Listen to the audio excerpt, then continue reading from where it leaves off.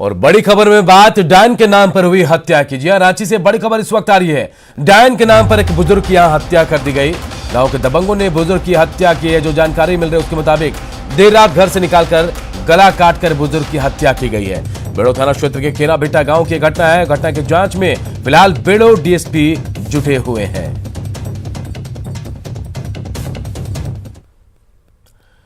अगली खबर जमशेदपुर के मानगो से, जहां जमीन विवाद को लेकर दो पक्षों में परिवार के दो लोगों के बीच में मारपीट हुई। दो परिवारों के बीच मारपीट हुई और लाठी डंडे और चाकू से एक दूसरे पर हमला किया गया। झड़प में एक युवक को चाकू लगी जिससे उसकी मौत हो गई। हालांकि इस झड़प में 6 लोग घायल हैं। उन्हें इलाज के लिए अस्पताल में भर्ती कराया गया है। घटना के बाद दूसरे पक्ष के लोग फरार हो गए। इधर घटना की सूचना मिलते ही पुलिस पूरे मामले की छानबीन में जुट गई।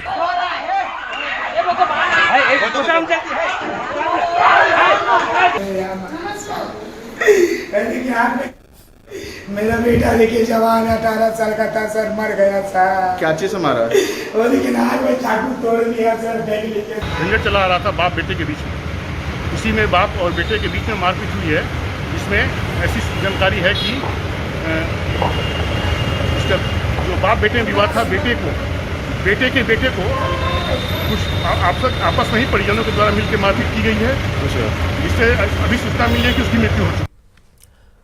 इधर चौतरा में हथियारबंद नक्सलियों ने बीती रात जमकर बवाल मचाया। पिपरवार थाना क्षेत्र में सीसीएल के बचरा रेलवे साइडिंग की यह घटना है, जहां देर रात 15 की संख्या में पहुंचे हथियारबंद नक्सलियों ने रेलवे साइडिंग पर ताबड़तोड़ फायरिंग की और फिर कोयला लोडिंग में लदे एक लोडर और 2 डंपर को आग के हवाले कर दिया।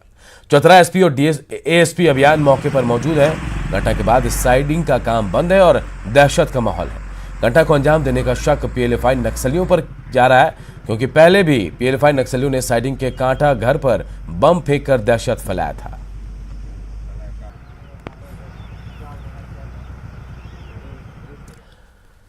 और अब बात डीवीसी के बकाया मद की राशि के कटौती की। केंद्र सरकार ने डीवीसी की ओर से झारखंड सरकार पर बकाया बिल 5600 करोड़ रुपए के एवज में राज्य सरकार का 1417 करोड़ रुपए काट दिया। केंद्र सरकार के इस कदम पर झारखंड की राजनीति गर्मा गई है।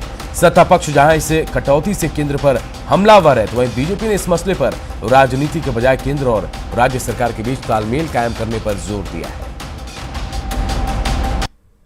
झारखंड और झारखंड के लोगों के साथ इस तरह का क्रूर मजाक अगर केंद्र सरकार करती है तो उनको ये भी ध्यान देना चाहिए कि विभिन्न पीएसयूज में जो हमारे बकाये हैं, करीब 70,000 करोड़ रुपए झारखंड का बकाया है, और उसमें कोई मध्यस्थता या कोई दिलचस्पी केंद्र सरकार क्यों नहीं लेती? जो भाजपा नीति सरकार थी उसके द्वारा किए गए पापों का आज दंश झारखंड वासियों को झेलना पड़ रहा है। तो ये झारखंड वासियों के साथ आज जो ये सौतेला व्यवहार कर रही है, इसका जवाब केंद्र सरकार को देना पड़ेगा। केंद्र सरकार को मदद करना चाहिए, वहां कटौती कर रही है, जिसका राष्ट्रीय जनता दल घोर विरोध करती है, निंदा करती है। उनकी जो साजिश है वो साजिश सफल नहीं होने वाली है। किन परिस्थितियों में ऐसी बातें हुई हैं तो इसमें तह में जाने की जरूरत है, अन्यथा इस तरह की चीजों पर सिर्फ और सिर्फ राजनीति होती है, जो किसी भी दृष्टि से उचित नहीं है। और एक बड़ी खबर रांची से। रांची जिला पुलिस बल के में तैनात 6 पुलिसकर्मियों को सस्पेंड किया गया है। ये सभी पुलिसकर्मी जेल में बंद पूर्व मंत्री योगेंद्र साव की सुरक्षा में तैनात थे और पूर्व मंत्री के साथ दिल्ली गए थे। जानकारी के मुताबिक जेल में बंद योगेंद्र साव आंख का इलाज कराने के नाम पर दिल्ली के एम्स रेफर किए गए, लेकिन वह इस दौरान कई जगहों पर घूमते पाए गए। योगेंद्र साव की सुरक्षा में तैनात पुलिसकर्मियों का लोकेशन दिल्ली के विभिन्न जगहों के अलावा पंजाब, हरियाणा और अन्य स्थानों का मिला। इस बात को गंभीर मानते हुए रांची एसएसपी ने साव की सुरक्षा में तैनात सभी 6 पुलिसकर्मियों को निलंबित कर दिया है। अब देखना दिलचस्प होगा कि पूर्व मंत्री योगेंद्र साव पर इलाज के नाम पर कानून का मजाक उड़ाने पर कब कार्रवाई होती है। तो इलाज के नाम पर पूर्व मंत्री योगेंद्र साव की ओर से किए गए मजाक पर अब न्यूज 18 कुछ सवाल उठा रहा है। सवाल ये कि इलाज के नाम पर पूर्व मंत्री को घूमने की छूट आखिर क्यों मिली, किसने दी ये छूट? साव के साथ गए जवानों ने क्यों इसकी जानकारी नहीं दी? नियमों की अनदेखी पर पूर्व मंत्री पर कब कार्रवाई होगी? पूर्व मंत्री योगेंद्र साव पर इलाज के बहाने दिल्ली और दूसरे राज्यों में घूमने का आरोप लगा। इस मामले में 6 पुलिसकर्मी सस्पेंड हैं। वहीं बीजेपी ने कहा कि पूर्व मंत्री पर पहले भी ऐसे आरोप लगते रहे। उन्होंने इसमें पुलिस की लापरवाही पर सवाल उठाए हैं। ऐसी स्थिति उत्पन्न क्यों होती है? विचार का विषय यहाँ पर है कि आखिर पुलिसकर्मी के रहते हुए भी कोई भी व्यक्ति चाहे बड़ा से बड़ा पद पर क्यों न हो या अपराधी क्यों न हो, आखिर इस तरह से घूमता है, छूटा घूमता है, तो कहीं ना कहीं प्रशासन की कमजोरी के कारण ऐसा होता है। ये कोई पहला केस नहीं है, पहले भी ऐसी घटना योगेंद्र साव कर चुके। झारखंड के मंत्री हाजी हुसैन अंसारी के निधन के बाद मधुपुर विधानसभा क्षेत्र में भी उपचुनाव की प्रक्रिया शुरू हो गई है। राज्य निर्वाचन आयोग के निर्देश पर देवघर जिला प्रशासन की ओर से विधानसभा क्षेत्र की पूरी जानकारी आयोग को उपलब्ध करा दी गई है। जिला उप निर्वाचन पदाधिकारी ने बताया कि इसके लिए सभी मतदान केंद्रों का भौतिक सत्यापन और अति संवेदनशील और सामान्य बूथों को चिन्हित करने का काम शुरू हो गया है। कोविड-19 के नियमों का पालन करते हुए मतदान की प्रक्रिया संपन्न होनी है। इसके लिए सभी तैयारियां की जा रही हैं। मेरे पे टोटल जो माननीय हाजी हुसैन अंसारी जी, उनका जो डेथ हुआ उसके बाद ये पद रिक्त हो गया है। वर्तमान में हम लोगों ने प्रारंभिक तैयारियां इन एंटीसिपेशन ऑफ बाई इलेक्शन शुरू कर दी हैं। सेंसिटिविटी प्रोफाइलिंग में normal, sensitive, hyper sensitive booths कौन से हैं, वल्नरेबिलिटी मैपिंग, रूट चार्ट और बाकी जो प्रायर एक्सरसाइज है वो हम लोगों ने संबंधित RO, returning officer, SDM Madhupur को डायरेक्ट कर दिया है कि वो अपना प्राइमरी तैयारी प्रारंभ कर दे और इस संदर्भ में उन्होंने कार्रवाई प्रारंभ भी कर दी है। बड़ा तालाब को नया लुक देने और बड़ा तालाब के आसपास सेल्फी पॉइंट बनाने को लेकर रंग रोगन का काम तेजी से चल रहा है। इस रंग रोगन को देखने बड़ा तालाब के आसपास के लोग पहुंचने भी लगे हैं। बड़ा तालाब के चारों तरफ दीवारों पर मॉडर्न पेंटिंग की जा रही है। बड़ा तालाब की बदलती तस्वीर का जायजा लिया हमारे सहयोगी ओम प्रकाश ने।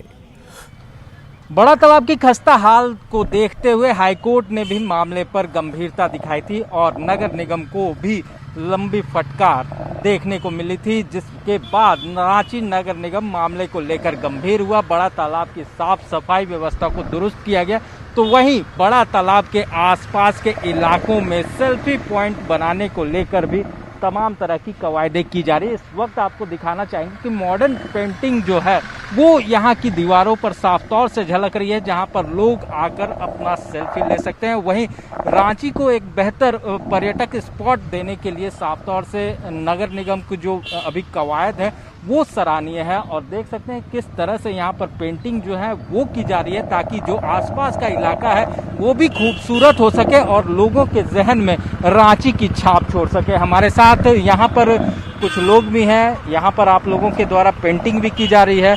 किस तरह से आप लोग इस पूरी पेंटिंग को कर रहे हैं, क्या कुछ आर्ट कल्चर है ताकि लोग अट्रैक्ट हों यहाँ पर आने? देखिए, हमारा मेन मोटिव है कि इस जगह को थोड़ा साफ सुथरा रखें और लोगों के लिए एक ऐसा प्लेस बनाएं जहाँ पे लोग सेल्फी ले सके, अपने फैमिली के साथ घूमने आ सके। तो आप ध्यान देंगे कि हम बहुत कलरफुल पेंटिंग्स बना रहे हैं, बहुत मंडाला, डूडल, कुछ नए आर्ट फॉर्म के साथ हम यहाँ पे काम कर रहे हैं। आर्ट फॉर्म के साथ हैं, लोग भी देख रहे हैं, अट्रैक्ट हो रहे हैं, आ रहे हैं लोग, कुछ नए लोग भी अभी सेल्फी लेते हुए नजर आ रहे हैं। बिल्कुल, मैं देख रहा हूँ काफी टाइम से यहाँ पे, जब से मैं काम कर रहा हूँ, बहुत सारे लोग आ रहे हैं और यहाँ पे सेल्फी ले रहे हैं।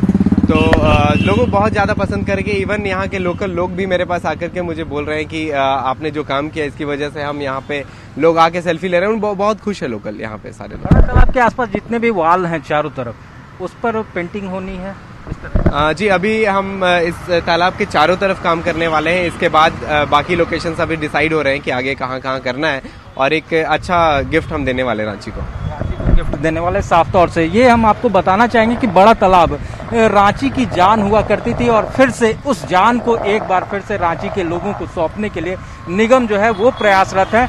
आसपास जो भी यहाँ पर जर्जर इलाके हैं या फिर कहा जाए कि जो इमारतें बड़ा तालाब को अट्रैक्टिव बनाती थी, उन सबों को भी सुसज्जित करने की कवायद जो है वो साफ तौर से की जा रही है और निगम की ये पहल रांची के लोगों के लिए एक सौगात से कम नहीं। कैमरामैन अमित के साथ ओम प्रकाश, न्यूज़ 18 रांची। लॉकडाउन में बंद हुआ रांची डीटीओ कार्यालय लंबे अंतराल के बाद आज से खुल गया है। आज से डीटीओ कार्यालय में ड्राइविंग लाइसेंस बनाने समेत तमाम काम किए जाएंगे, लेकिन कोरोना को देखते हुए कार्यालय आने वाले कर्मियों और आम लोगों से सतर्कता बरतने की अपील की गई है। डीटीओ कार्यालय का जायजा लिया हमारे सहयोगी ओम प्रकाश ने। पैंडेमिक सिचुएशन के कारण लंबे अंतराल के बाद एक बार फिर ड्राइविंग लाइसेंस बनाने की प्रक्रिया प्रारंभ हो रही है। आज से ये प्रक्रिया शुरू हो रही है और देख सकते हैं कि लोग जो हैं वो अपनी तैयारी में है कि किसी तरह से लाइसेंस जो अब बनना है उसमें किसी तरह की कमी न रह जाए। आपको बता दें कि कोरोना संक्रमण काल की वजह से 22 मार्च से ही पूरी तरह से जो डीटीओ कार्यालय है वो बंद था, जिस वजह से लोगों को लाइसेंस के लिए परेशानियों का सामना करना पड़ रहा था। इस वक्त हमारे साथ कई लोग हैं, हम जानने की कोशिश करते हैं। लाइसेंस निर्गत नहीं हो रहा था, बन नहीं रहा था नया, कितना परेशानी हो रहा था, खासकर अगर कहा जाए तो गाड़ियों का परिचालन करना? बहुत परेशानियों का सामना करना पड़ रहा था। साल भर से ड्राइविंग लाइसेंस नहीं बन रहा था, चाहे मोटरसाइकिल हो, चाहे 4 व्हीलर हो या 6 व्हीलर हो या बड़ा गाड़ी, किसी का लाइसेंस नहीं बन रहा था, तो काफ़ी परेशानियों का सामना करना पड़ता था। अगर आज से शुरुआत हो रही है तो काफ़ी खुशी की बात है। कहना है लोगों का कि इससे आम लोगों की सहूलियत होगी। आपको बता दें कि पेंडेमिक के चलते अब कोविड के संक्रमण की वजह से कई तरह के एहतियात और दिशा निर्देश भी जारी किए गए हैं, जिसे लोगों को अनुपालन करना जरूरी है। जैसे कि बगैर मास्क के डीटीओ कार्यालय में न जाएं, सैनिटाइजेशन इत्यादि की व्यवस्था वहाँ की गई है। कोविड संक्रमण के दौर में जो बंद था इतने दिनों से, अब खुल रहा है। आप लोगों को सहूलियत? हाँ, काफ़ी सहूलियत हुई है, ताकि हम लोग को परेशानी से सामना कम करना पड़ेगा। और अभी ऑफिस खुला है तो अभी टेस्ट होगा तो हम लोगों को जल्दी से लाइसेंस मिल पाएगा। जिस तरह से लाइसेंस बन रहा है उसमें सोशल डिस्टेंसिंग का अनुपालन लोगों के लिए कहीं ना कहीं ज़रूरी है। मास्क इत्यादि की व्यवस्था श्योर करें और जो डीटीओ कार्यालय के कर्मी हैं उन्हें भी तमाम तरह के दिशा निर्देश दिए गए हैं ताकि कोविड का संक्रमण का बचाव वो भी साफ तौर से कर सके। कैमरामैन अमित के साथ ओम प्रकाश, न्यूज़ 18 रांची। और एक बड़ी खबर इस वक्त दिल्ली से आ रही है। दिल्ली में झारखंड की 3 लड़कियों को रिहा कराया गया। दिल्ली में झारखंड की 3 नाबालिग लड़कियों को रिहा कराया गया है। दिल्ली महिला आयोग की पहल पर इनकी रिहाई हुई है। बताया जा रहा है कि दिल्ली के रामस्वरूप नगर इलाके से इनकी रिहाई की गई है। मानव तस्करों के चंगुल से इन तीनों नाबालिग लड़कियों को छुड़ाया गया है। ये भी बताया जा रहा है कि काम के बहाने इनको दिल्ली ले जाया गया था और उसके बाद दिल्ली महिला आयोग की पहल पर इन तीनों नाबालिग लड़कियों की रिहाई हो गई है।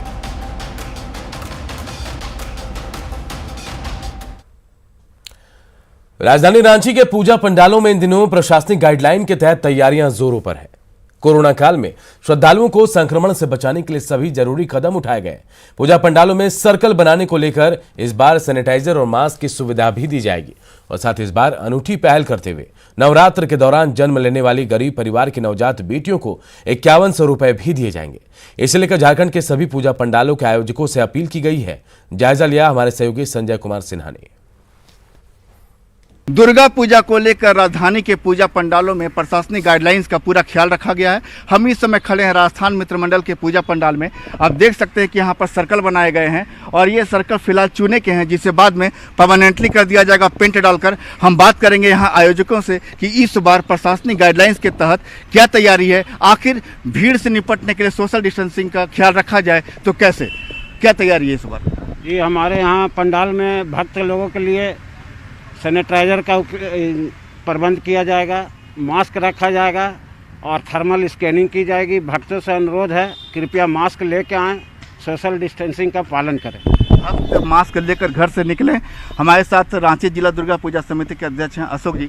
आखिर कुछ नया क्या रहेगा इस बार? नया देखिए, इस बार क्या है कि पूजा तो सादगी से मनेगी इस बार और खर्च भी पिछले बार के बनिस्पत समझ लीजिए कि 10-15% खर्च आएगा इस बार पूजा करने में। तो हम लोगों ने इस बार कुछ नया करने का सोचा है। नया में ये है कि हम लोग 9 दिन तक कन्याओं को देवी का रूप मानते हैं और हम लोग एक छोटी सी हम लोगों की पहल है कि बच्ची पढ़ाओ, बच्ची बचाओ और बच्ची बढ़ाओ के तहत हम लोग ने हमारी संस्था ने विचार किया है कि 9 दिन तक जो भी कन्या जन्म लेगी उस 9 कन्याओं के परिवार को, नवरात्रा के शुभ अवसर पर 9 कन्याओं के गरीब परिवार को जो बच्ची जन्म लेगी उसको हम लोग आर्थिक सहयोग करेंगे 5100 रुपया का, ताकि समाज में ये संदेश जा सके कि बच्ची को हम लोग को बढ़ाना है बिना बच्ची के ये दुनिया नहीं चल सकता है। और बाद बाकी हम लोग और पूजा पंडालों से भी आह्वान कर रहे हैं कि आप भी इसी तरह से सामाजिक गतिविधियों में हम लोगों का सहयोग दें। बिल्कुल एक सामाजिक संदेश भी है नवरात्रा को लेकर, खासकर जो माँ की आराधना करते हैं उनके लिए। तो इस बार हम कह सकते हैं कि भक्ति का माहौल तो रहेगा, भले ही भव्यता कम हो, साथ में एक सामाजिक संदेश भी रहेगा।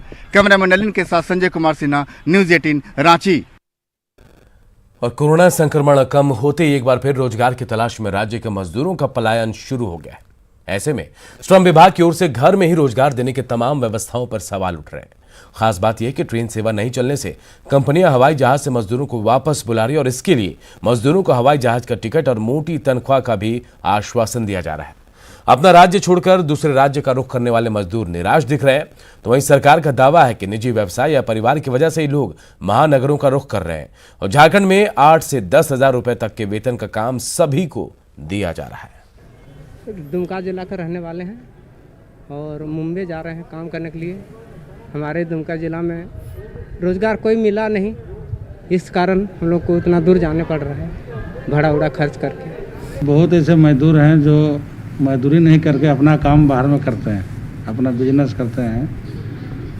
वहाँ फैमिली शिफ्ट है तो उसको हम लोग रोक नहीं सकते हैं, लेकिन जो सामान्य मजदूर है जो 8,000 10,000 बाहर का महीना काम करने के लिए तेलंगाना, बंगलौर, महाराष्ट्र विभिन्न स्टेट में काम करते हैं, वैसे लोगों को राज्य सरकार जगह जगह पर विभिन्न विभागों में अब काम लगभग शुरू हो गया है और लगभग 1.5 से 2 लाख मजदूर काम भी कर रहे हैं। तो सरकार दावा तो कर रही है, लेकिन इसके बावजूद मजदूरों का पलायन नहीं रुक रहा है। फिलहाल इस बुलेटिन में इतना ही। आगे देखिए